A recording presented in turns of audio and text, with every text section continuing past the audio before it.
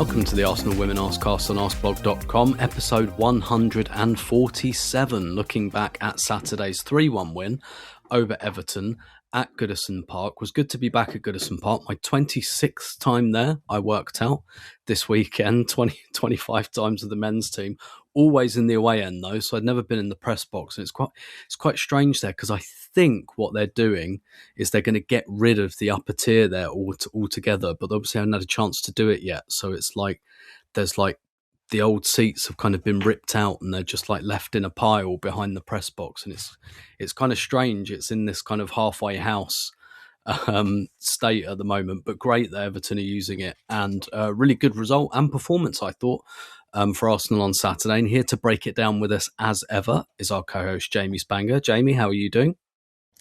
I'm good, Tim. I'm good. I'm glad I wasn't in that press box. I really want to go to Goodison Park, but I am only 5'5", so I wouldn't have struggled. But I know Freddie Cardi had a bit of a hard weekend of himself from the Gooner because he towers, and I've heard that the Goodison Park press box likes to chop your legs off. So I'm sad I missed out on the action because, as you said, Tim, I thought it was a picked up performance in comparison to the ones we've had recently. But 3 points, and yeah, let's head into the final couple games of the year. Yeah, absolutely. And actually, I found with the press box, getting into the seats was okay. It was getting out of them again.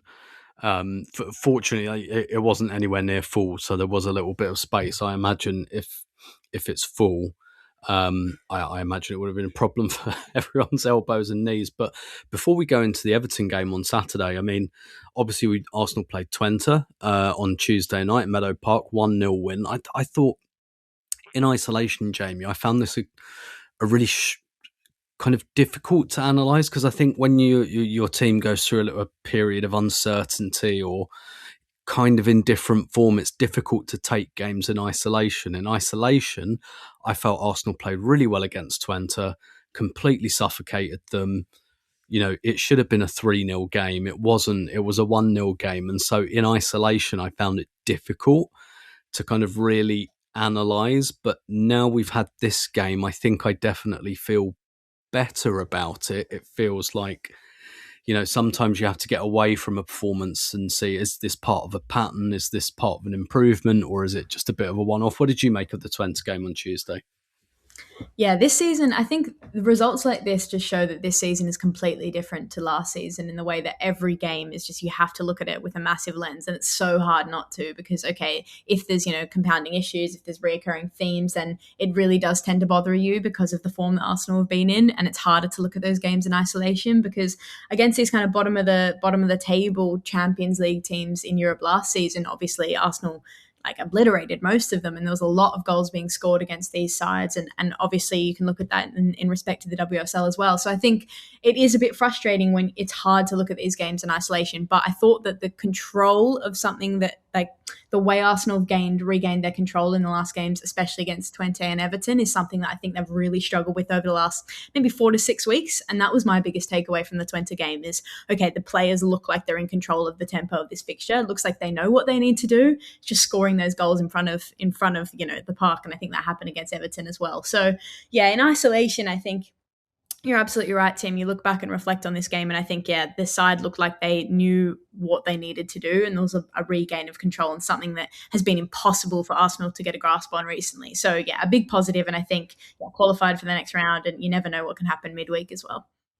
Yeah, I liked the intensity of the performance. I went on Counterpress last week, one of my favourite podcasts, and we had a wider discussion about the Champions League, and actually it's weird, we're kind of not seeing as many of the big scores, which I think is really good, but then when we do, it's teams you don't expect. I wouldn't have predicted in September that it would be Roma, getting done 6-0 by Chelsea, or Bayern getting done 7-1 by Barca, and actually a lot of these teams near the middle of the table, a lot of them are still involved to the final day. So we're going to play Leuven this week, and they've got something riding on it, which is probably a strength of the new format. And I also kind of think people forget that Twente are the Dutch team, because they're not in the men's game. We still look at Ajax and PSV as those names, but in the women's game, it's Twente. They win the league pretty much every year. They're the big team in the Netherlands. So I think a little bit of that bleeds into it. But, coming into this game, I like I said, I was cautiously quite pleased with how Arsenal played against Twente. Starting lineup drops for this one, and I was expecting Kim Little. I was expecting that they were saving Kim Little a little bit for this game. There was no Freedom Warnham in the squad, niggle in training, which in my experience could mean a lot of things. It probably doesn't mean she needs surgery and is on death's door, but beyond that, very open to interpretation. But it was Mariana in the 10 with kind of, well, we'll talk about the midfield in the second half in detail. I think it's got a question on it, but what did you think of the lineup when it dropped, particularly Mariana playing a little bit higher? Yeah, really, really excited by this lineup. I think that this is maybe the midfield three that I've been waiting to see. Obviously, injuries have stopped that, and Kyra Cooney-Cross's uncertainty in the starting 11. But Mariona in the 10, like I've spoken about that very recently and passionately, that like she is one of the best attacking players in the world. And I do think she's wasted in the pivot. And I think there's not really better teams than Everton to play that and test that against. I also think like we have a little bit of, trauma as Arsenal fans from watching Kyra Cooney-Cross and Leah Volti in the pivot, but we've not seen too much of Kim and Kyra yet. And I think that's a partnership that can really be worked on. And we'll come on to the midfield performance, but I just want to say, like, anytime Kim's in the team right now, I just feel so much more comfortable. And I know we go on about age profile, but she doesn't look like she's dropped off. Like, she's just a player that you automatically feel comfortable. So yeah, I was excited by this midfield, mainly because Marion in the 10, Tim, that's what I want to see. She's so good attacking. And when Frida's out of the side, it just made the most sense. Yeah, I'll point people towards other content, because the newsletter, by the time you listen to this, they might both be out. The newsletter this week, I've written about Kim. And actually, the difficulty in replacing Kim is that there's no decline in her performance. I don't see a physical decline. I don't see a performance decline yet. Those things are coming. They're going to happen because they happen to every single person in the world. But they're not happening yet. And that kind of makes it difficult to wean ourselves off her. Even like fitness and athletically, I think she's one of like the fittest players in the squad. The only way you can see any like anything age based is the fact she probably is picking up more injuries. And other piece of content, the analysis piece from the game, is about Mariana in the higher position. Some stats there, like I think she had like double the number of touches she averages in the final third in this game. She's been averaging 3 touches in the opposition penalty area a game. That went up to 9, obviously because she's playing higher up. And there were just so many clever passes, around the edge of the area in this game. And the thing is, she does those passes and she does them quite deep, and they're still really useful there. But you look at them and you kind of think, if I want them in one area of the pitch, I think I want it up there. So basically, I've written about Mariana and Kim, but for me, Jamie, this kind of what this said is that Kyra's playing her way in at the moment. She's starting more. She looks more trusted. She's not coming off either. Obviously, they were only going to play Kim for an hour in this game, but it's Mariana who, kind of gets spared the last 10 minutes. Kyra playing the full 90 minutes. It feels to me like, Jamie, like she's beginning to win Renee's trust. And I'm with you. I think Kim balances her out quite nicely, but I felt like Kyra feels like the big winner at the moment here. Certainly. I think it's so important that Kyra Cooney-Cross plays in a pivot with someone that can be a like strong defensive anchor, and Kim Little is that player. And it's just because they balance each other out in a way that a lot of this game, Kyra actually spends quite deep and Kim is the one to push up. And I just think the way that they have experience as attacking players, it means that they know the moments that they also need to drop back and allow the other player to attack. So I think, look, we've not seen a lot of this partnership, but it is one that makes the most sense to me, because I think when you put maybe Kim next to someone like Mariona, we know that can work because Mariona is very disciplined to come back and defend. However, you do lose a lot of edge. And with Kyra, you almost lose less because she's a bit more of an 8 than Mariona is. So yeah, I'm excited for Kyra Cooney-Cross. She deserves a spot in this midfield right now, in my totally unbiased Australian opinion. But it's exciting when you get teams like this where, okay, Freedom Warnham's out of the squad. That gives an opportunity to play Mariona in the 10. And then it just seems to make sense. Kyra Cooney-Cross is the best possible option to play next to Kim when she's fit right now. So yeah, long may that continue, because I do think like there is a lot of room for Kyra to improve her game. And I think that Kim Little is a player that was obviously a very attacking player in her youth as well. So what can you learn? And there's a developmental pathway there as well. So yeah, I was really impressed by the starting lineup. And I think, yeah, it's probably about time in many people's opinions. Yeah, I was impressed by how we started this game as well, Jamie. And I think one of the questions you and I have maybe struggled with, and a lot of Arsenal fans have struggled with, is like, what is the identity of a Rene Slager's team? What are the core principles of a Rene Slager's team? And I think sometimes when you lose something and you get it back, you kind of see.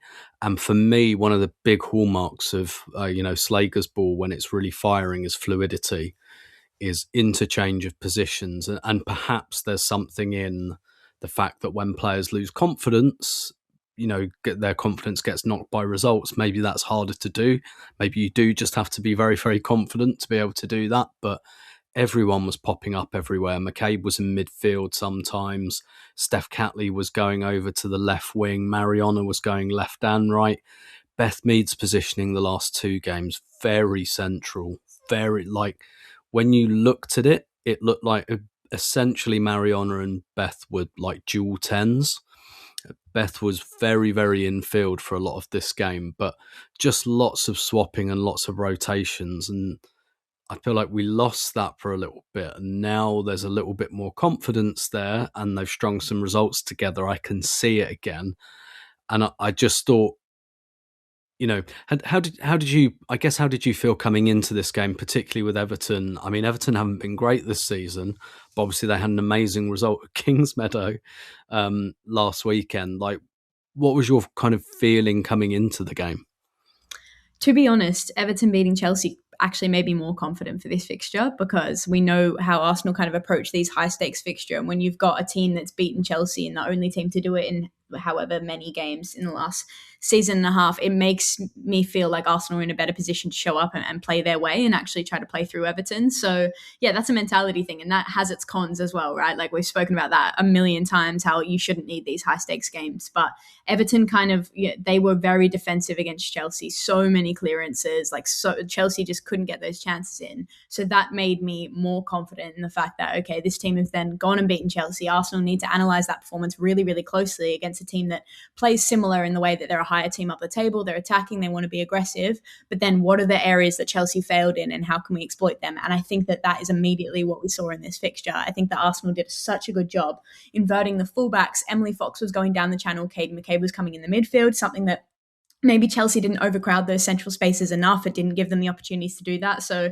I was actually confident based on that result. It wasn't, okay, Everton are more of a threat. I just thought, look, Chelsea probably deserved to win that game last week. They just couldn't put away their chances. So how do Arsenal, analyze that performance, get the takeaways, and then combat it like that? And I think that's exactly what happened in this performance, Tim. You speak about fluidity. I think that was the biggest positive, because like we've seen so often, Alessia Russo sometimes is the only player to kind of drop into pockets of space, switch positions, and then everyone else is holding their space. And that means that it's just overcrowded. It's so condensed in there. But then in this game, you see, okay, Alessia Russo pops it up on the right wing late in the first half, and Beth Mead is so centrally in the 9. And that's the kind of thing that we need to be seeing. Okay, Russo's going to move. Someone needs to take her space and get out of her space so she can have the ball and then have options. And that's something we've not seen. Russo will be dropping into the midfield, and Frida Mordam and Cara Cooney-Cross are right next to her, and it doesn't help. So that was a positive I took from this game. A lot of fluidity, Tim. I completely agree. But it was just that intelligence from the players to say, okay, if Katie McCabe comes into the midfield, Mariona goes up and pops into the left wing. And I just thought that was really impressive. So coming into this game, I was really, really actually positive, because I thought Arsenal need a little bit of threat on the line to be able to play a good performance. And I thought they did what Chelsea couldn't. So yeah, very, very happy. Yeah, I think that's a really good observation. And actually, when Rene was asked a question by Tara Anson-Walsh from the Daily Mail after the Twente game about Russo having a lot fewer touches in the Twente game, and Rene said, yeah, we wanted her to stay in the box. Basically, we wanted to get like 2 10s behind her and keep her in the box. And that's kind of what Arsenal do here. They have Beth and Mariona as 10s and Russo. So you're seeing far less of Russo on the halfway line, seeing far less of that enormous gap that we've talked about a lot this season between like the 2 6s and the 10. It just feels like people are a little bit closer together. And this is the flow of the season. It feels like Arsenal and Rene have come up with something here, Mhm. but analysts are going to be watching. They're going to know, and then that's just the dance of the season. But Arsenal do go in front, deservedly, I think. Going down that right hand side again when Arsenal played Everton in March. All three of their goals came down the right hand side, low crosses. We see it here. Russo cuts back to Mariana off the line, and it feels like a long time since we've seen a Katie McCabe Galazzo from the edge of the box. And very grateful it was in front of the travelling Arsenal fans who deserve a big mention as well. To bring 1,200 at midday on a Saturday is no mean feat whatsoever. And Katie McCabe is one of those players with the sense of occasion to go and celebrate it with them. But maybe a little bit of renewed confidence here as well, just to see a good old-fashioned McCabe Galazzo. Yeah, run it back. We needed this kind of goal. And to be honest, though, like it's a fantastic finish, and I'm so excited that we've got a Katie McCabe banger. But there is a point in these games, and we've seen it from a Chelsea perspective for seasons. You just need like something like that to happen to break up these fixtures, and that's what Chelsea didn't get at Kingsmeadow last week. Nothing was going right. They weren't having these long range strikes that were hitting like absolute bangers. Every goal in this game was a banger, except for the one that was like Russo's chest or whatever happened there. But sometimes you need those moments. And I'm glad that Katie McCabe had it here. And it's funny, she's such a confidence player because this game, as soon as she scored, she was like everywhere. She was everywhere. She was trying to get every touch on the ball possible. And I think, yes, she's a confidence player and that's a really good thing. But Arsenal need to figure out a way in this new kind of team with a new manager. How do you channel that in a positive way? I think they did a really good job of that this weekend. So, yeah, sometimes you need a moment of magic to split open the game. Obviously, what followed wasn't positive. We'll come on to that. But, yeah, just on the Arsenal fans that travelled, incredible. Like, it's just incredible. And they deserve so much rap and so much excitement because like they bring everything to it. 12:30 on a Saturday to travel up to Merseyside and bring nothing but good vibes. I also know that Leah Williamson made a post about the staff at Goodison being amazing, so it seemed like a good day out at the football. But yeah, nothing to celebrate better. Their Christmas miracle of Katie McCabe banger. And at that point, Arsenal, I think, flown into the first 10 minutes. They score that goal, and then immediately Everton pegged them back. Now, where does the blame lie for you in this goal? So to break it down for people, like Everton, they get a bit of a breakaway. Kim Little comes back, she recovers, she wins the ball back, gives it to Mariana. This was one of only 3 passes that Mariana made in her defensive third in this game, and it wasn't a good one. For everything good she did, I mean, I was talking earlier about some of those passes on the edge of the box. I mean, for Everton, this was a lovely pass on the edge of the box. And Everton get the equaliser. I mean, where would you put the blame most there? Yeah, look, I think the back pass is really, really bad from Mariona, but I also think there's an element of the fact that Arsenal's line was quite deep at this point, and they offered Everton a lot of space on the edge of the area. There was more than just Hayashi as well. There was a few Everton players sitting in that pocket of space. So if Mariona turns or passes back, yes, you're going to get the ball deep, but then what's the next move? Is it to hit it down the line really, really fast? So I think, yeah, it's kind of a bit of a brain fog from the Arsenal defensive line. They're sitting far too deep. They need to be a bit higher because the next step, even if Mariona doesn't make that bad pass, like I said, it's not going to come to anything positive. It's just a lapse, and it's something we've seen so often, this kind of concentration lapse. Okay, how do we score a goal and then remain in our shape, remain in front, keep the pressure and the intensity high? And this is exactly what happens. However, maybe this goal going in is a good thing for Arsenal because it does wake them up quicker. It's not like, okay, they slow down and then Everton score in the 70th minute and they don't know how to get back in the game after that. So maybe it's a bit of a slap in the face, but it's a bad back pass, but that happens. Like small failures happens by midfielders in particular. So I think there's a lot of blame in this scenario. It's also a great finish. Like you don't really expect Hayashi to do that. Bulba almost gets her full stretch on it as well, and it hits the back of the net in the right corner. So it's a good finish, but yeah, I do think there's a little bit of a reactiveness as opposed to a proactiveness from the Arsenal defensive line. Yeah, I think when Kim wins that ball back, she's kind of entitled to think she's done her running and she's done her bit. And Kyra's in position, like on the edge of the box, but it's actually just quite a good shimmy past her. It's not like she's not there or not doing anything. I think it's very quick as well. Mm-hmm. Like the ball, Mariana's pass being a bit loose and it being in the back of the net is very, very quick. And Everton deserves some credit for that, even if it was very much against the run of play, but Arsenal do get back in front immediately. And again, they go down that right-hand side. Emily Fox digs out a cross. Slightly awkward goal, it must be said. I'm certain Arsenal rehearsed getting down the right-hand side. They did it quite a bit in this game, but Kim Little slightly kind of awkwardly hooking the ball back in the air. And again, to your point, like Kim was not sitting at the base of the midfield all the time. She was forward a lot. And then hitting Alessia Russo's chest. I mean, I thought for a good 15, 20 minutes that was Caitlin Ford's goal. I didn't realise. I think it was only on the commentary they said afterwards that it was Alessia Russo's goal. But slightly messy goal, but it felt important to get. One of the things Renee's talked about, one of the things she talked about last week after Liverpool's equaliser was that the game totally died. And we talked about that on the podcast last week, that the reaction to Liverpool's equaliser was pretty dreadful.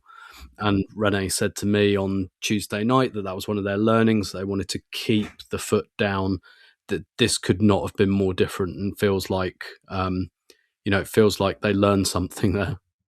Yeah, certainly. Every Arsenal player is attacking this play. Everyone's going forward in this play. Like Emily Fox is the deepest winger. Kim Little is sitting in the midfield, like almost in the 10, almost more attacking than Mariona is. So like there is an urgency here where the team just shifts straight into an attacking mindset and goes forward on the ball.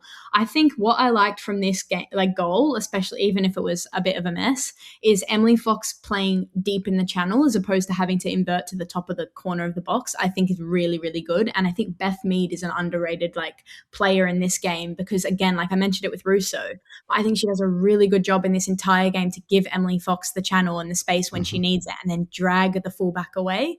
And that's something I think that annoyed me in the last couple of games. I can't remember if it was the Benfica game or if it was the Villa game, but every time a fullback would go forward, the winger was almost next to them. And it felt like it was super, super congested and you weren't giving them the space. This game, I think Beth Mead she misplaces a couple passes, but she has a really underrated role in this game because she knows exactly when she needs to get out of the space. And this is just, Caitlin Ford does it really well in this passage as well. Give Emily Fox the ball. She puts in a great cross. Kim Little's just little and doesn't get a proper hit on it. But I think, again, it comes from this fluid movement. Yes, you all have a role in this team, but how do you kind of switch roles depending on the game state and depending on the attacking movement? So I thought this was really smart. I don't think it even went over the goal line, but give it to Alessia Russo. Give her a golden boot charge, and then Bunny Shaw goes and drops 4 on Aston Villa, but whatever. So yeah, but again, good that Caitlin Ford's there to smash home the remains. It feels like everyone's kind of really eager here because no flat-footedness. Everyone wants a kind of piece of this play. So yeah, that intensity we're talking about, Tim, that control that we're talking about, that was really, really evident in probably the least exciting goal of the game. Yeah, Renee talked about it with the first goal as well. She was saying with Katie, like she said, she wanted the players to be a bit braver, a little bit higher, so that when teams do clear it, bang, we're on them. We've got them back under pressure. It feels to me like Arsenal have maybe put a bit of focus on just being more intense and trying to control games that way, and not allowing, not giving opponents the chance to smash balls down the middle and make Arsenal run backwards. And I asked Brian Sorensen a question afterwards about, I kind of said, because Twente and Everton are actually relatively similar, certainly the way they build from the back. And I kind of said to him, was there anything in the Twente game that gave you inspiration for your game plan? And he was a bit like, yeah, but he said like the speed that Arsenal moved the ball in this game was just too much for his players. He just said, we had some ideas about where we could hurt them, and there were some situations we could have done better in. But his kind of prognosis was like straight away, he just said Arsenal were brilliant. And he said, when they play like that, they're the best team in the WSL by a mile. And he just kind of said, they were just too quick for us. They just moved the ball too quickly and we couldn't get near it. And that's, how the rest of the half plays out, really. Everton, I mean, to be fair, they had good practice of hanging in there against Chelsea last weekend. And it wasn't quite like that. There weren't loads of clear-cut chances, but Russo has a great turn and Courtney Brosnan makes a save. She made a few good ones again this week. Again, she was very busy last week. So, half-time, it's 2-1, Arsenal playing very well. What was your feeling at half-time? I think I was kind of haunted by the ghost of Arsenal going to come out and be a bit more sluggish, and I think that's a fair feeling to have based on the last couple of weeks of performances, just taking a foot off the pedal, and I think that was a hesitancy I had. But I also think there was enough in the first half to kind of inspire the team. I also think the size of Goodison being quite a bit longer and wider than Kings Meadow harms Everton in this game as well. I know I continue to refer to the Chelsea game, but it's a lot harder to They've kind of not won stifle. there. Yeah. Yeah, exactly. It's a lot harder to stifle a team's momentum when the pitch is bigger and you've got a team that are opening up on transition. Arsenal are really, really trying to attack the ball. It's a lot harder to do what you want to do defensively and kind of try to stop the team, stifle their attack in that scenario. So I do think that helps Arsenal in this game. Everton's a team that they've not gotten used to the change from Walton Hall Park to Goodison Park yet, which is sad, but they will eventually. They have to adapt very quickly. But I think that's helpful in this game, and that's something I noticed in the first half. There was just so much space. There was so much space for Arsenal to exploit and drop into, and I don't think Everton really got a handle of that. And yes, you can play a bit of a deeper block and you can sit back a little bit, but it doesn't mean that there's not space elsewhere. And I don't think they did a good enough job at maybe picking up those pockets at your home. You should know that a little bit better. So that's my one criticism of Everton, and that was my lifeline going into the second half. I think you can keep this momentum up when you've got the space to rotate and do so, and just keep the movement high. So I was apprehensive, Tim, but still positive. Yeah, there were just a lot of nice rotations. Sometimes Kim would be a bit higher than Mariona. They were getting behind Everton's sixes quite a lot. Usually when Arsenal play Frida as a 10, they usually ask her to stick over on one side, usually the right. Whereas with Mariona, it was much more go wherever you like.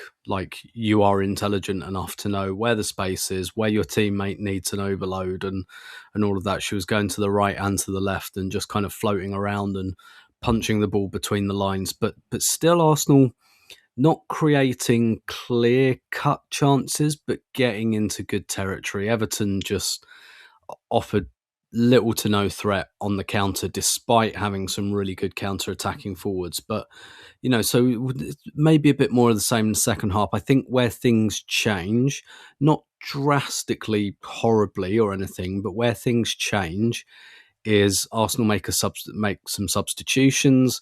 Obviously, Kim has to come off. They have to look after her. They put Stina on, Russo into the 10, Mariona a bit deeper. Arsenal don't test Courtney Brosnan again for 22 minutes in that period.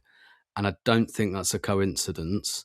The game, it didn't necessarily become majorly scrappy and transitional, but Arsenal, the domination was a bit more sterile in that period. And there are a few reasons, I think, for that I might talk about in a second. But what did you make of that kind of period? I guess between the substitutions and Olivia Smith taking the thing in her own hands. Yeah, I think so much of this game kind of changes, not for the worse, but Arsenal become a lot more they lose it's not that they were conservative in the first half, it's just they kind of had the trust in the midfield anchor to be able to go forward and do things and take risks. Like I said, they were really, really pressing high, whereas they kind of lost that control and rather than sit back, it did get a little bit scrappy. I thought there was a lot more fighting for ball, there was a lot more fighting for territory, and that comes with Kim Little coming off. I think that is just a massive turning point in this game for Arsenal, and it just goes to show how big a part she plays in this team and how much trust she puts into this team. And when she's there, they're consolidated. They're a lot stronger in the midfield. It feels like, yes, Mariona can maybe go up higher. The wingers have less defensive, defensive responsibility. Even the fullbacks know that they can come up, and then you've got more of a midfield pivot to sit back and defend. So I think a lot of that comes back to Kim Little. And I'm not going to say it's worrying, but this team needs to learn to last without one player, despite her age, despite anything, because we saw what happened when Kim got injured in the last couple of weeks. That midfield is really, really struggle when it needs to be consolidated and strong and kind of come together and just literally just slow the game down. And it feels like the game picks up and the tempo, they just get a little bit overexcited. They don't really know what they need to do. And that worries me a little bit. Again, not related to Kim's age, but if she's going to be injured for a long period of time, what is the plan? And she's not going to be able to play 90 minutes for the rest of her career. What is the plan to then be able to transition that quickly in game, manage that in game so the team doesn't lose it? Because against a team that's fast on transition, transition. Everton are. They didn't do it as much. They've got a couple players out right now as well that really, like, in their spine, it impacts them. But Everton are a team that can go forward and attack as well. So it is a bit of a threat, but it's a threat against teams that can transition quickly and go into that attacking like flow very fast. So yeah, I think that comes from Kim Little, Tim. And again, like I said, that does worry me because one team, especially of Arsenal's caliber, shouldn't rely on one player for structure. But yeah, that to me was the turning point of this game. However, it was snuffed out very fast by a great goal. However, yeah, I think it's something to look at and something to maybe be concerned about in the future. Yeah, I think definitely taking Kim out, that's like your thermometer, really, as a player. That's definitely a big part of it. I think we also just lost a bit of Mariana's creativity in the final third, and you're not quite finding those passes into the penalty area as easily because she's a little bit deeper. I also think when you take Russo away from the 9, you lose a bit of hold-up play. You lose that stickiness. And this hadn't really become a Steiner game at this point because Everton was still quite low in their defensive shape. And when that happens, I think we look better with Russo kind of dragging players out and holding the ball and sustaining attacks. I think, when last weekend against Liverpool, that was Steiner territory. This one kind of wasn't, and we did lose a little bit of control. So I think there are 3 different authors there. And something I'm wondering about, Jamie, for the next couple of games, I do wonder if Renee will marry up both looking after Kim Little and reintroducing Leah Williamson and maybe making sure that one of them is on the pitch. So maybe when Kim comes off, that's when Leah comes on, so that you've got that controller, you've got that leader. But Leah Williamson does come back on with 9 minutes to go. I asked Renee about this afterwards. I was curious because she hadn't come on in the last 2 games because basically Arsenal were only winning by 1 goal. It wasn't comfortable enough to reintroduce her. However, that was the situation here. I asked Renee about that and she just said she'd had like another couple of weeks of training. She'd done more like 11v11 stuff. She just felt she was ready. But I do also suspect there was a tactical part of it where it's like, this game's getting a little bit sloppy and transitional. We need to calm down a little bit in possession. And Leah's a great person to do that. But I mean, aside from that, obviously just great to see her back. And that was by far and away the biggest noise in the stadium when she came back on. Yeah, stoked. Absolutely stoked. I think it's true, though. I really like your point, Tim, about how do you manage the 2 of them and maybe ensuring one of them's on the pitch, especially when you look at the next 2 fixtures to close out the year against Leuven and Palace. Like, there's room to, how do you integrate those players and manage their load at the same time? But yeah, Leah Williamson is so integral to this Arsenal team, and it's not just her defensive proficiency, it's just the way that she plays the ball forward. It's the way that she splits line. It's her recovery. It's the way that she helps the midfield. She is so integral to this Arsenal team. And I think I was having a conversation not long ago with a couple of people and saying, like, how many players in this Arsenal team are actually irreplaceable? Like, can you not replace them? And Leah Williamson is probably my number one amongst maybe Alessia Russo. She's just someone that I think that gives so much to this team. And it is so important that we have her fit for the back end of the season when the schedule starts to be condensed. Because like I said, she's not just a good centre-back. She gives so much confidence to the rest of this spine and also the width. I also think I like watching her play with Kyra Cooney-Cross because I think they're both very good ball users, and I think that's something that really can be exploited come the second half of the season with that midfield 3 and the uncertainty around that. So yeah, I'm interested to see what happens, but overall just happy that Leah's back. Yeah, absolutely. And unlike the Twente game, which got nervous at the end, not because Twente were that dangerous, I did fear the Gilroy dagger, which didn't happen. But unlike that game, we do eventually make this one safe and do so pretty spectacularly. Actually, quite a similar goal to Katie McCabe's goal. Obviously, just taken on a slightly different foot, but Olivia Smith doing Olivia Smith things really wraps this game up for us.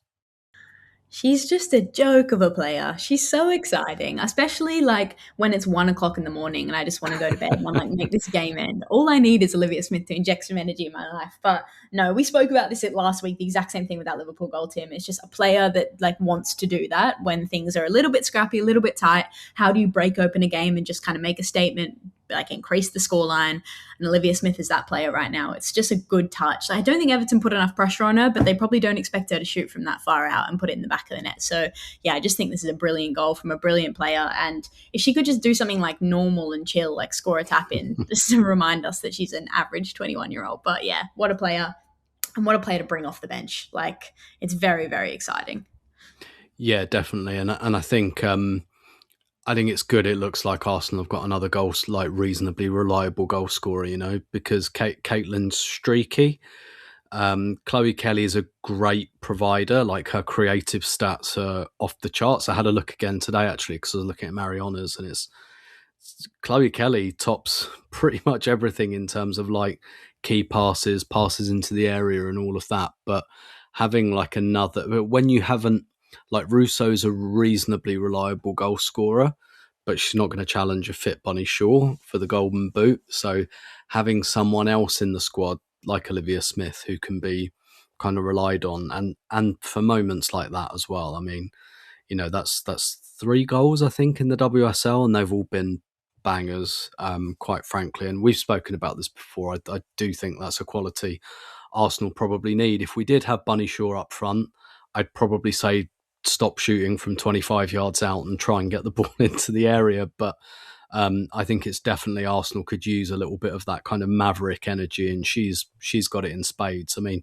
I don't even think she was meant to be playing on the left at that point as well. I think she was on the right and she came over to the left, and it points to like some of the fluidity. But it's interesting actually that all 3 of her goals have kind of been almost cutting in from the left, like that left kind of angle, and shooting on her right foot. I think that's going to be a really, really interesting development. I think the way Beth's playing on the right at the moment as well makes her pretty undroppable at this point. So I think we'll probably see quite a bit more of that. But 3-1, I think, still didn't quite reflect the dominance that Arsenal had.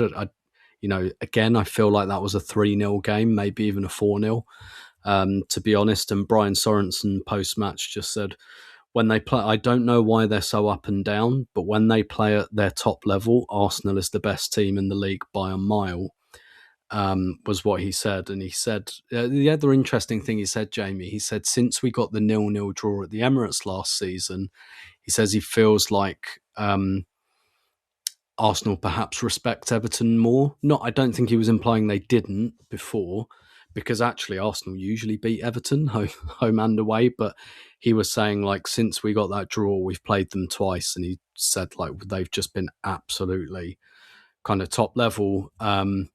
And nice tweet from Everton's Twitter account afterwards as well. Defeat to the European champions, like really buttering us up there. But I mean, overall, this feels a bit like, and I'm tentative about saying this because I know like the quality of the opposition at the moment is like, we're not, I think for people to fully believe we need to beat like a Chelsea or a Manchester City or someone like that. And all of that's coming in January, but it just feels a little bit like Arsenal have got some of their rhythm back here.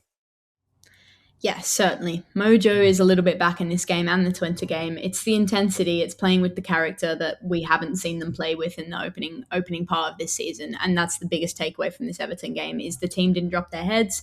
They kind of tried to problem solve, and they really tried to like pick up the intensity as soon as that Hayashi equaliser went in. And that's not something we've seen. I think that this is probably the most comfortable Arsenal win we've seen in a good while, other than the season openers against London City, and West Ham. It feels like this is the performance where, okay, it's not like the Benfica game, or it's not like even the Brighton game where it's like, yes, you won, but there are so many issues and the performance wasn't great and it doesn't fill me with confidence. This is a really, really good performance going into just the January transfer window, going into the Christmas break, and just finish it off against Leuven midweek, and then obviously the League Cup, because I think there's a lot of takeaways from this game, and Brian Sorensen loves to butter up Arsenal. I feel like he always has. So good on Everton. And I do laugh at the European champions things. Every time we beat a team, it's always that, because we're really actually not that good 100% of the time. And I think that's quite frustrating. But no, completely, Tim. It's about winning the big games, but I also think it is about beating these teams. Like Everton they're a bit stubborn when it comes to the top teams, and they like to perform well against them. So statement win against Everton, in my opinion, is a much bigger result than a statement win against like Leicester Leicester City or West Ham. Or yeah, I think there's a good side that just have a few issues that they need to sort out, but they're a stubborn side and they like to hang around. Yeah, absolutely. They stung us in the tail last year, and they've done it to Chelsea this year. So, absolutely. Let's take a break there, and we will come back in part 2 with your questions submitted on Blue Sky, and we'll be back right after this.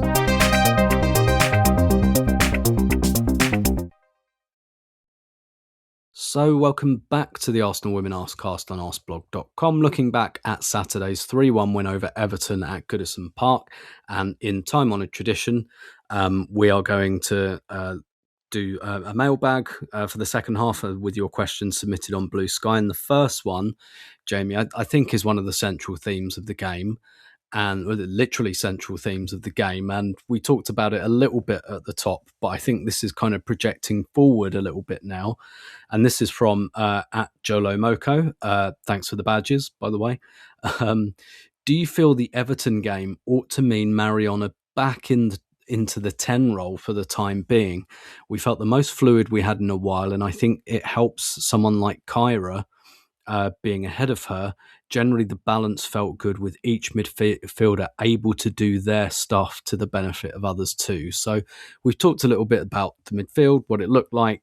Looked pretty good in this game. We should say it was the midfield that started against Benfica in Lisbon as well, and that wasn't a rip-roaring success. But in terms of going forward, Jamie, how do you feel about this kind of midfield three?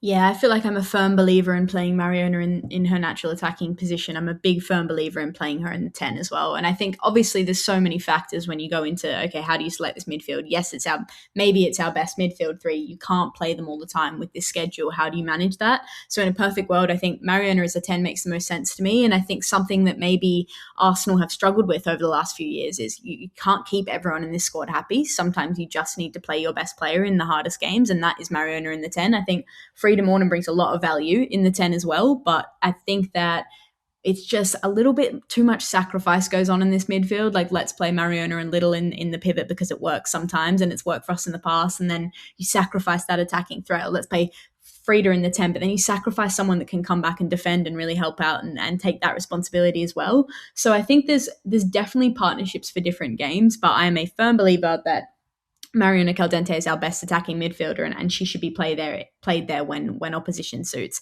It also comes to the fact that if Kim Little can't be playing 90 minutes, I think Mariona dropping back is more responsible than playing Frida in the 10. And then how do you bring Vic Pullover in there to bring a little bit more strength to it? And I think the biggest thing with Arsenal right now is they still need a central defensive midfielder, and Mariona playing in the 10 and Kyra and Kim working in the pivot doesn't mean that should be the long-term goal, and we're just going to keep that. I think there needs to be a defensive midfielder, because if you need to bring off Kim, if you need to bring off Kyra, okay, who goes into your pivot? Because then you have a all-out attacking midfield, and that's not good against a lot of teams. So this, I don't want it to be another Band-Aid where it's like, oh, this has worked this game and Mariona is so good in the 10 and Kyra and Kim had a really good performance, which they did. I thought the midfield were really good. There's still room for a central defensive midfielder that needs to be brought into this squad.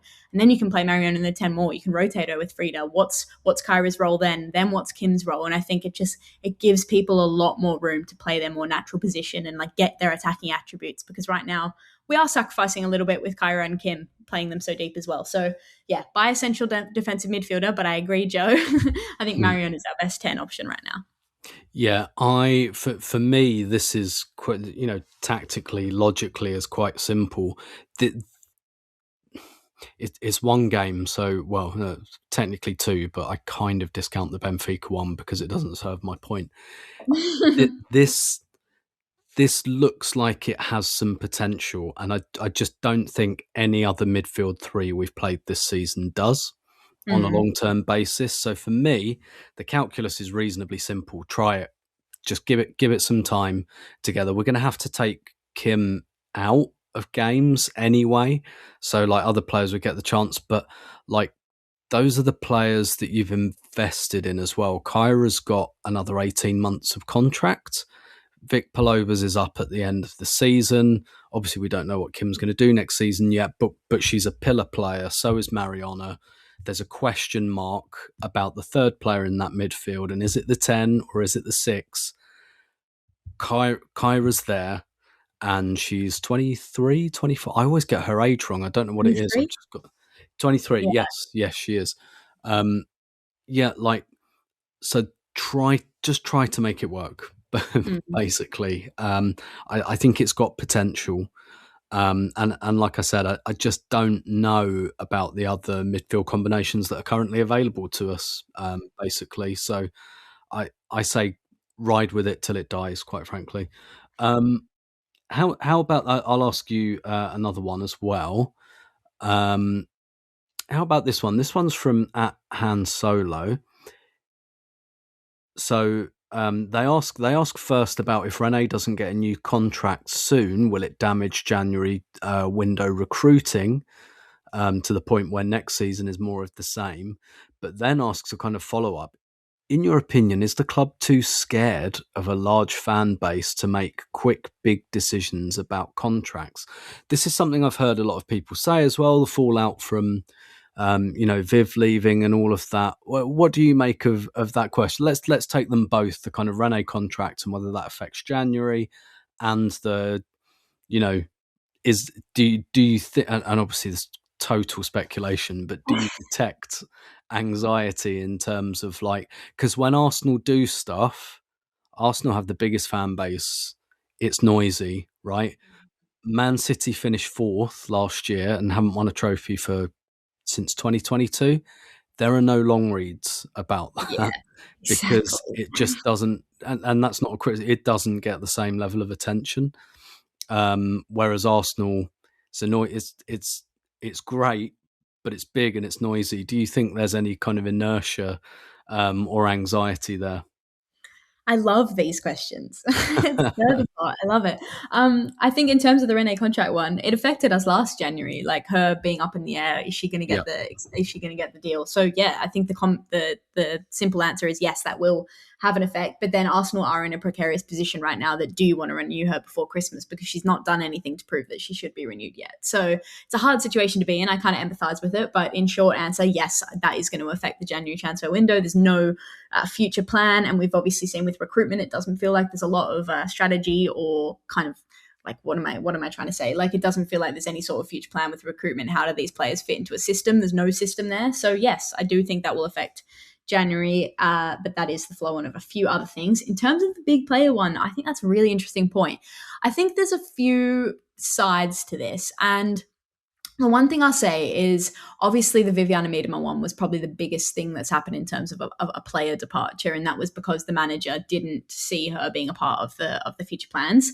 I think that my opinion on that situation still remains that at least the head coach at that time, Jonas Eidevall, was very certain of the fact that he wanted Russo to be the striker. He wanted Stina, and he didn't find a room for Viviana Miedema in that 11, and he made a call. And I think at the end of the day, if that hurts fans' opinions, that feelings, fair enough. You love that player; she's done so much for the club. That's fair enough. But at the same time, like as a fan, in the same breath, I think it was very good that a head coach has said, "This is not a player that fits what I want to do, and this is not a player that is going to be a part of my system. So I need to make the hard call." As a result, Mariana Caldente comes in. I still don't believe in that straight swap narrative, but I do think that has a long-term benefit on Arsenal, and I think that I wouldn't trade Russo for Viv right now. I just think like that's just it's happened. Like the evolution has happened. So I can understand, and I think that's why when that question comes now, where this head coach under Renee Slagers doesn't seem like she wants to make the hard conversations in terms of recruitment because she doesn't really know which players she likes, then it's a different question. I think if you asked me 18 months ago, I would be saying, yeah, but I don't think the head coach cares. I think he will make those hard decisions. Whereas now I don't think the head coach will make those hard decisions. And that is why it kind of bothers me. The one thing I'll say is, yes, maybe there is a bit of like, you're a bit scared about the outrage if maybe someone like, this is again, like all speculation, Beth Mead doesn't get an extension. A big section of the fan base might be upset because she served the club for so long. Katie McCabe, someone like that. But at the same time, I think it kind of goes against Arsenal's like reactiveness when it comes to extensions. Like if you cared about fan outrage or like, fan attention, you'd probably have extended Alessia Russo earlier and louder. So I think I don't really know if the recruitment actually taking a massive notice to the fan reaction, because I think more positive things could have happened to get that reaction. Like I said, Russo needed to be, I think that should have happened earlier, and I think it should have been a bigger deal, like extending her. She's like the pillar of the team right now. So I think I can see the point, and you're like, the recruitment might be worried, but at the same time, I honestly don't believe that they have enough bite and passion right now to be looking at that as a factor. I just think a lot of it comes from complacency. So my answer right now is yes, sort of, but I also think it comes as an expense that there is a complacency, and I don't think this would have happened under the former head coach. And I'm not saying it's a good thing. Like, I'm not saying bring back Jonas Eideball, but I'm just saying I think it's more of a complacency thing as opposed to we're scared of our own fans. Yeah, this is for another podcast. I don't think the fan reaction thing factors even 0.1%. I really don't. I really don't. I think the club shuts that noise out, and they have to, rightly so. Do you have a question for me? I do. This one's going back to the midfield. This one is from @Annie25. Yes. In Wally's last interview with a Swiss newspaper, so Leah Volti spoke to a Swiss newspaper recently, she states that from conversations with Arsenal, she got the feeling that they don't want to play with a traditional number 6 anymore. Do you think that opinion has changed, or the 2-8s will be the way to go for the coming seasons? Yeah, that's really interesting. I had this question down as well. I think what's slightly concerning is that it doesn't sound like someone said that to Leah in as many words, but she kind of, that's the vibe she got. And I kind of wonder if someone should have just said that. Yeah. You know what I mean? Like, I imagine it's because they probably wanted to keep her, but they probably wanted to keep her as a kind of squad player. And I can understand why she didn't really want to do that. It doesn't sound like, from what she said, that message was particularly clear, though.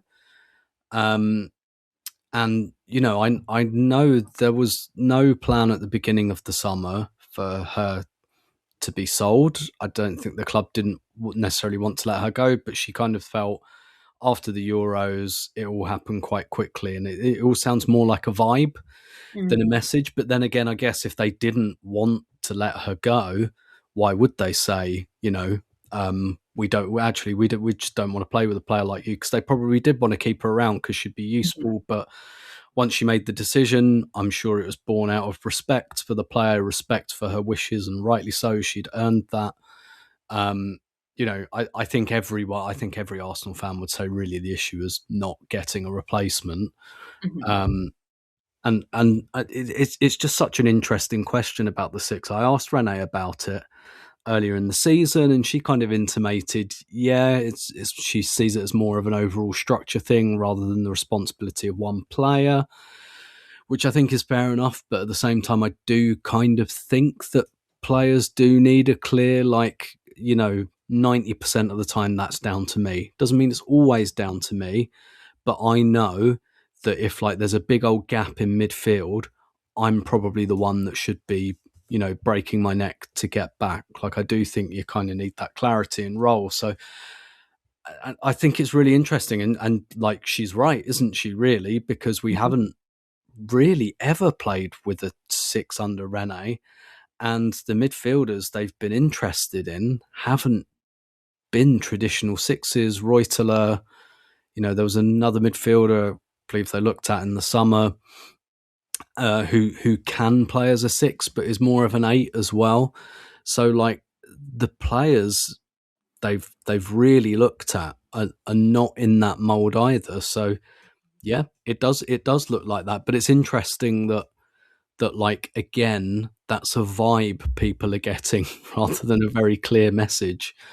And it feels to me like Wally is probably interpreting, really, I'm out of the team. They're playing Kim and Mariana, and the other midfielders they're looking at are not like me. So I just think it's interesting that it's an interpretation rather than someone saying it in as many words. And I think her interpretation is the same as a lot of us. That just has been the fact, hasn't it, to this point? So it does feel like that. And I think it'd be really interesting to see what shakes out in January. Because when I asked Renee about it a couple of weeks ago, she seemed to hint a little bit more that perhaps they were looking for that kind of profile. to be in the squad. So we'll see. I'll see what I can find out in the meantime. But how about this one then? This is also relates to the midfield and a player who is a natural six. Layla Harbert is back after her loan at Portland Thorns. Again, I asked Renee about this. This was stuff I kind of already knew, really. They didn't want to send her on loan in the Championship again. She's done 2 Championship loans. They didn't think she'd learn very much from it. They wanted to get her out of her comfort zone, away from home. They wanted her to have to really fight to get into the team, and they wanted her to play more physical transitional football because clearly they see that as part of her development that's needed because she's a very good like deep lying playmaker. But it sounds like all round they just wanted to like toughen her up a little bit. Not that they don't think she's tough, just like, you know, she's like 18, 19 years old. But anyway, at Sarah JK Official asks, with Layla Harbert now back at Arsenal after finishing up her loan at Portland Thorns, do you expect to see Arsenal loan her out for the second half of the season or keep her amongst the main squad to continue her development within the first team environment and the under-21 squad? First thing I should say is I don't believe a firm decision has been made on this yet. And I think what they'll do is they'll keep her around until they finish, you know, see how she looks in training and kind of go from there. But so it's more like prediction with Layla Harbert. What do you reckon? Another loan or keep her around Katie Reid style? I think there's a bit of a step difference between Layla Harbert and maybe Katie Reid in terms of, I think Katie Reid's just a bit of a unicorn academy kid and she's ready to be in the senior squad. We've seen that, and obviously what happened with her ACL is really, really tragic. But I think midfielders, especially young midfielders, just need a little bit more time because they're naturally less like aggressive, physical. And I think Layla Harbert moving to the NWSL is good in that way. I think I love the NWSL. I really like advocate for that league, and I think it's exciting because of the physicality, but it's also so athletic and it's so quick. So I think 100%, like just as like a person growing up, I think you go like going overseas for me was like so massive in the way that like you just get different experiences and you kind of have to rely on yourself and to, you know, get through things. And I think that is so important for Layla Harbert, and especially like that's good that Arsenal want to do that with her, because I think that she should take that as a compliment, because it's like, okay, we see you maybe as a part of our future plans, and we need you to have this kind of mental development as well as physical development and just game experience. Go see the world and how different leagues play. I think she should take that as a big compliment because they're almost going the extra mile to develop her, as opposed to some players that are maybe going to play in the Championship and not getting as many minutes. And yes, there's maybe more of a pathway for Layla Harbert. So she should take that as a compliment. And I think you go and learn off a very different style midfielder like Sam Coffey as opposed to Kim Little. They're completely different players. So yes, I think there's an argument for she can stay at Arsenal and she can learn from the best, but maybe she's not going to be that kind of player. She doesn't need to play like Kim Little. Go see how someone like Sam Coffey plays in the CDM, which is completely different. Really, really dynamic, loves to carry, like, she loves to find a lot of ground and really, really be in and around a lot of the area of the pitch. She's less of an anchor. So I think that's really good for her development. In terms of the future, it's interesting because I think that watching the Championship this year, it's almost less competitive than it usually is. There's a bit of a battle at the top, but Charlton are kind of running away with it. The league is not as solid as it maybe has been in the last couple of years. And I think you risk a January loan to a Championship squad without a guaranteed spot. I don't think that's a very productive thing for Layla Harbert right now. So if there's a position where she goes to a Championship side and she's going to be playing minutes, I think that is important. But at the same time, I don't think the league is as strong this season as it has been in the past. So maybe you're wasting 6 months where, okay, just stay at Arsenal from January to May and train in this environment, but you're not going to play because she won't. I get that that's annoying for her development, but I also think that Portland loan is important. She didn't play a lot at Portland either, but she got those experiences. I still don't think a loan to a Championship side with the state that the league is maybe in this season is going to be constructive. So if she's staying in England, I think I would maybe rather her stay at Arsenal. But again, I know a lot less about her and her pathway than the recruitment and the team do at Arsenal. So yeah, that's just my 2 cents. Yeah, I mean, you're quite right. It's because they rate her. That's why they've pushed the boat out. There's a lot of young players who will go on a third Championship loan because that's probably, I say end up, that sounds pejorative, that's their future.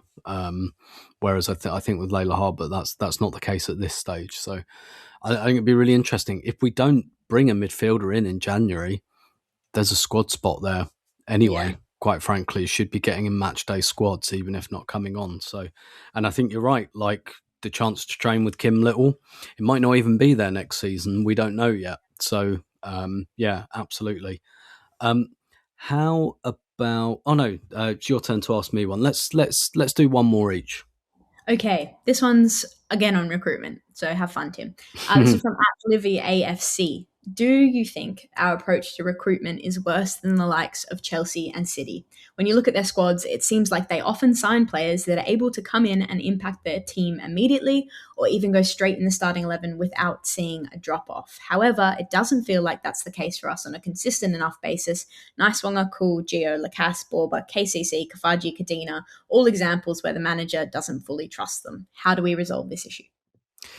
Yeah, it's so. I think the thing to say is Chelsea and City have plenty of their own kind of quote unquote failures. I do think that does just happen in recruitment sometimes as well. I would agree, and also when you're really involved with your club, you feel all of them. Do you know what I mean? Whereas like Chelsea signing, who's the midfielder they signed? They immediately sold to Brighton after 1 year. I've had a complete blank, but they signed someone summer 2024. Melas Empame, maybe? Yes, that's right. And kept her for 1 season, moved her on to Brighton. I think the thing is with Chelsea in particular is they what's that saying about like fail quickly and like learn quickly? I can't remember the saying either. It's too late in the evening for all this. And so it kind of, and also Chelsea just like push a lot of players out on loan as well. And particularly with young players, like that's always going to be scattergun. Like you sign a player under 23 years old, I think you're looking at you've got a 30 to 40% chance that they're going to have a long-term future with you. I think that's just the way it is. But yeah, a lot of this with Arsenal is stuff we talked about before, alignment. We've probably, I think the other thing is Arsenal, you know, before Rene, the managers were Joe Montemurro and Jonas Eidevall, and those are the managers that have done the bulk of the recruitment into this squad, and they are completely different managers with completely different styles. So, like, the squad's kind of been put together by like polar opposite kind of managers, and that's why the current Arsenal job feels like a big opportunity, and it feels like this job right now for the Arsenal manager is like a rebuild job. Mm-hmm. And that's actually a very good opportunity for better alignment to happen. If it's like, look, there's a lot of turnover coming. If I were Rene, I don't know, I'd say, do you trust me to do this? If you want me to do this, we have to go all the way, Mm-hmm. you know, extend the contract. I want my players playing my football and all of that. And then you want, you know, a little bit of, I guess, pushback in the background as well. That's a bit like, well, actually, we don't want to tie our entire future to you and your players, and those kind of conversations need to happen, basically. But yeah, like essentially, next summer's going to be a very busy one, and they're going to be replacing big players, and they have to get them right. They have to get them right. It's going to be we can't have any like nice wongers. You know, I feel really sorry for Jenna that like her name has become associated with this and shouldn't do it. But you know what I mean? Like we can't have that. Like there's got to be full alignment on who goes, who stays, and who comes in. And I don't know why that's been a bit spotty in the last couple of years. To be honest, I think Jonas was like you could tell Jonas was heavily involved in the recruitment of players because a lot of them are Swedish, came from the Swedish league. Like Rafaeli, that was because she had a Swedish coach for the national team. Like you could tell it was like, and a lot of them his former players, Ilestedt, Simone Boy. Like you could tell that was Jonas recruitment, you know. And I kind of feel like Arsenal have to decide on a model and commit to it. Like, does the manager do recruitment, or is that something that's a little bit more strategic? And maybe we have to argue with the manager a bit, and maybe sometimes they have to use players that they don't absolutely love. Like, it just feels like maybe Arsenal need to properly get the whiteboard out and say, this is where we're going for the next 5 years on recruitment. I think that's kind of where it starts. And there are pros and cons to every approach, but I feel like they've got to pick one and go for it. I'm not going to ask another one about the midfield because I think we've kind of done that. So how about this one as a last one? At Matty P7, do you think Russo is the kind of number 10 that Slagers really wants? I know she's a 9, but she's got really good feet and link-up play, strong and direct with a good finish. You know, I mean, I've often said I think Renee would love to clone Russo and have her as the 10 and the 9 at the same time. And we've talked a little bit about how maybe she's managing some of Russo's workload a bit, so she can be more like a 9. But we do see her play as a 10 in pretty much every game as well. What do you think about that? Yeah, I think the biggest reason why this could be the case is when Stina comes on, Russo hardly ever comes off. It's always the 10 that comes off. It's always probably Frida, and Victoria Pelova can't get a game over Alessia Russo right now, it just kind of goes to show that, yes, Renee really values Alessia Russo's skill set in the midfield, as do I. I just think, I still believe that it's maybe a little bit of a waste on the fact that just make her more of a traditional 9 that can still drop into the midfield. But I think that also maybe we need to look at this as a future thing, because I think in the summer, like whatever happens with Victoria Pelova, I don't necessarily know if it's Renee really values Alessia Russo as a 10, or if she doesn't really think that the current midfielders in the squad suit her game plan, and maybe Russo just fits that a little bit more. I still really think, like, Renee came in and Russo was the starting 9, and it wasn't the case under Jonas. Like, Stina started the first game of last season against Manchester City at the Emirates. Like, Stina was the starting 9 for the game opener against one of the best teams in the league. So I do think Renee values Alessia Russo as the 9, because that has been an immediate shift, and one of the biggest things of her era is Russo is my starting 9, Stina is my sub, or work around that. So I think it's less of Russo really works well in the 10 and she's my best kind of midfielder, I want her to play there, and more just the other midfielders don't match that profile. So that, again, comes down to recruitment. How do you fix that in the long term? So a bit of a yes and a no. I think her qualities really, really suit the way Renee wants to play in terms of the hold-up, just getting a lot more control in the midfield. But I do think it's more of a case of she does the job better. However, I really believe Renee is the biggest advocate for Russo and the striker, because like I said earlier, wasn't the case under Jonas. It was a very rotating front two. Who plays in which game, it depends. So yeah, a bit of both, but more so, again, comes down to the midfield in general. Yeah, I agree. I just thought it was really interesting when Kim first got injured. Russo was playing in the 10 all the time, and I think a lot of that's about the ball security she gives you and all of that. I still much prefer her as a 9. I'm not sure she's got the hold up and the ball security. I'm just not sure she's got that.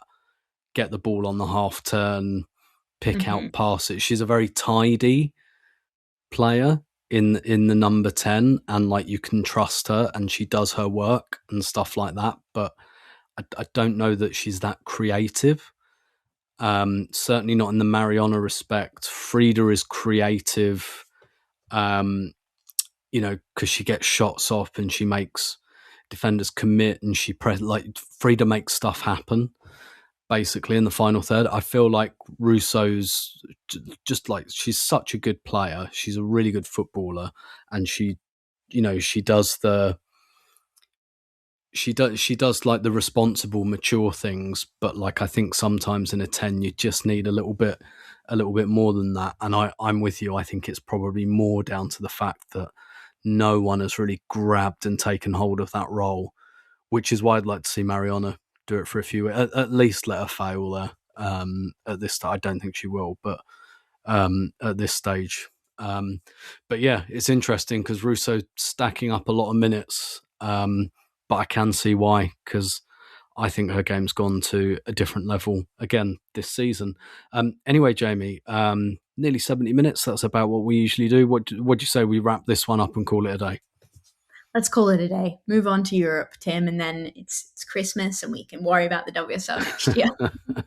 Yeah, absolutely. And obviously we'll be out in Leuven this week with all the usual coverage we usually give you of every game, and we'll be at the Palace game as well. And Jamie and I will do a podcast after that game before Christmas. Then we might take, a week or two off and do a mailbag earlier in the new year or something like that. But thanks so much for being with us. Thanks so much for your questions. Do please leave a review on your podcast player of choice.